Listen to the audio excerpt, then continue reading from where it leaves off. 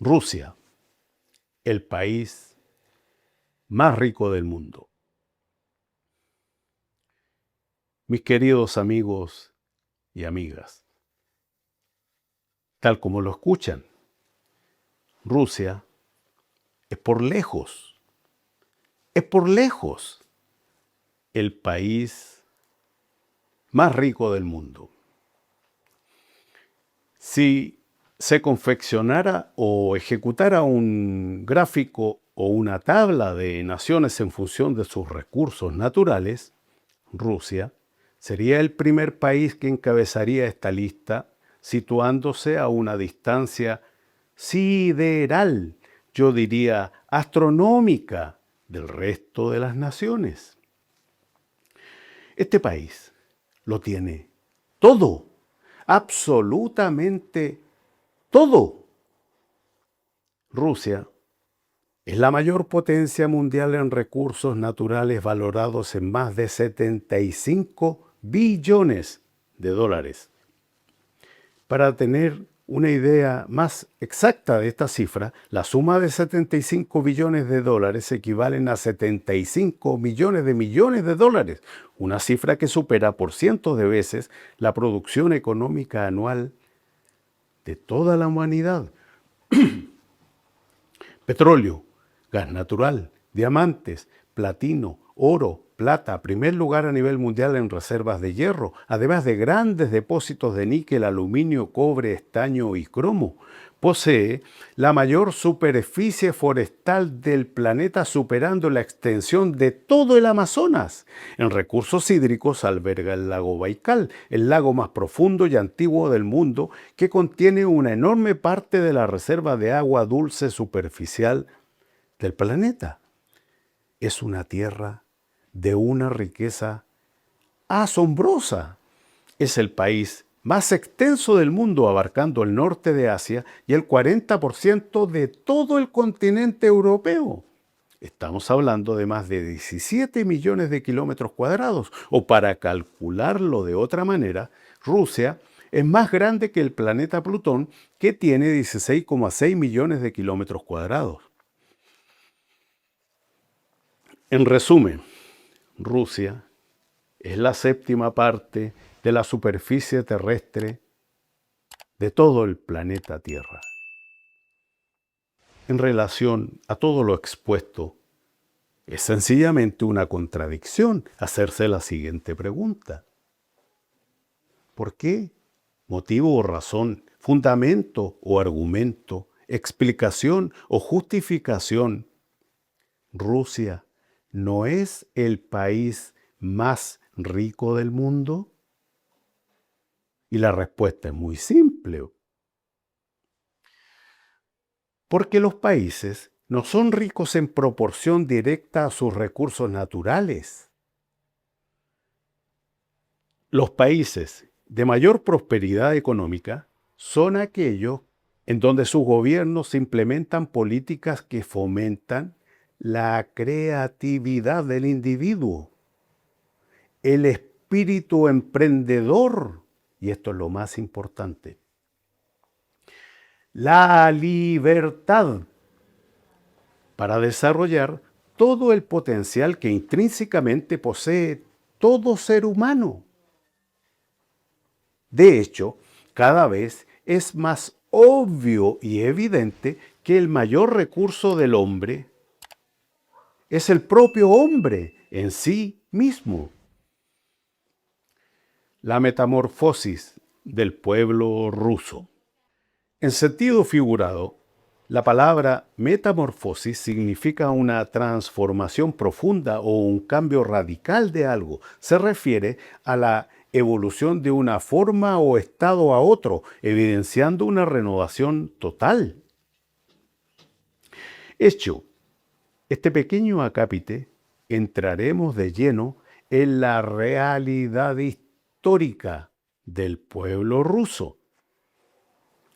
Desde 1547 hasta el año 1917, estamos hablando prácticamente de 4 siglos, Rusia fue gobernada por el zarismo ruso, que era un régimen autocrático y monárquico absolutista donde el zar o emperador concentraba todo el poder político, militar y religioso, por derecho divino. A buen entendedor, pocas palabras. Más del 80% de la población de ese país, estamos hablando en esos tiempos de una población total de más de 160 millones de habitantes, eran campesinos que vivían en condiciones miserables, insertos en un sistema prácticamente feudal, que los mantenía en esa condición marginal virtualmente desde la época medieval. Esa realidad fue la génesis o el detonante que cambiaría el curso de la historia, no solamente de Rusia, sino a través de todo el mundo. La revolución marxista de 1917 en Rusia. Esta vez no entraré en mayores explicaciones para definir la palabra revolución. Simplemente haré una analogía con lo ocurrido en octubre del año 2019 acá en Chile. ¿Se acuerdan ustedes, damas y caballeros, del estallido social? ¿O del término asamblea constituyente? ¿O del término Estado plurinacional? La memoria es muy frágil. Aunque ustedes no lo crean, en pleno siglo XXI, eso es una revolución.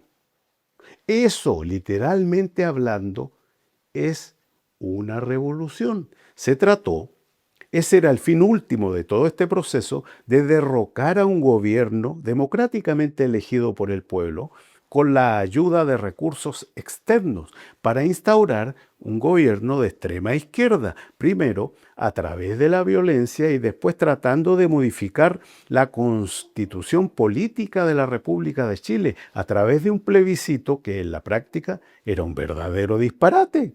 No lo digo yo, son palabras de un premio Nobel de literatura, son palabras de Mario Vargas Llosa, y 1 de cada 3 chilenos votó por ese engendro mamarracho de constitución que era una burda copia de la influencia intelectual del gurú de la izquierda chilena, el señor Álvaro García Linera, promotor e ideólogo del indigenismo político en Bolivia. Hecha esta introducción, explicaré a grandes rasgos las consecuencias de la Revolución Rusa del año 1917. Esta revolución fue un levantamiento armado liderado por Vladimir Lenin, derrocando al gobierno provisional y estableciendo un gobierno de tipo socialista, formándose un nuevo país, una nueva nación, la Unión Soviética. Esta revolución marcó el fin de la etapa democrática provisional tras la abdicación del zar en febrero del 1917, desencadenando la Guerra Civil Rusa y la consolidación del régimen comunista hasta nuestros días. Lo que expondré a continuación, hasta donde yo sé, nunca había acontecido algo similar ni remotamente comparable en los anales de la historia de la humanidad. Sucedió que en la práctica, a sangre y fuego, el Partido Comunista, para consolidar su poder en Rusia, transformó ese país en una verdadera carnicería humana, matando y exterminando a su propio pueblo. Millones de seres humanos fueron asesinados por este régimen que en el transcurso de los años posteriores a 1917, en pos de un ideal supremo que prometía construir un reino celestial o el mismísimo Edén o paraíso acá en la tierra, terminó en un genocidio contra su propio pueblo. Todo lo que quedó al final fue un baño de sangre y millones de vidas arruinadas. La historia, cuando no es tergiversada y se relatan los hechos de acuerdo a la verdadera realidad, es ahí cuando recién se toma conciencia de lo ocurrido. Este libro, El Gran Terror, de Robert Conquest, relata todo lo que estoy hablando. Si tuviera que resumir sus casi 700 páginas de horror y del terror del comunismo ruso en breves palabras, solo me cabría decir lo siguiente. Ningún ser humano, incluso ningún comunista, bajo la dictadura de Stalin, tenía la certeza o la seguridad de amanecer con vida al día siguiente. Conclusión final. Rusia, teniendo todo para ser el país más rico del mundo, su población vive en una especie de letargo o adormecimiento donde marcar el paso es una obligación. Y la igualdad, ese término 1000 veces repetido acá en Chile, en Rusia, es un derecho adquirido por más del 99% de la población, donde todos son pobres, salvo obviamente los jerarcas y funcionarios del régimen que cuentan con todos los privilegios, las prebendas y el poder económico para vivir una vida de reyes en desmedro del resto de la población. Acá en Latinoamérica, la mejor versión del comunismo es la realidad infrahumana, indigna, miserable y degradante de nuestro hermano pueblo cubano. Cuando los pueblos no conocen su historia, están obligados a repetirla. Una variante de esta frase aparece en el memorial de Auschwitz, un campo de concentración de exterminio nazi. Y yo me hago la siguiente pregunta. Los más de 100 millones de mártires exterminados por el comunismo a través de todo el mundo, ¿cuándo llegará el día? ¿Cuándo llegará el momento en que se reconozca por la opinión pública esta verdadera masacre que realizó el Partido Comunista en contra de todos estos seres humanos y que todavía nadie ha juzgado?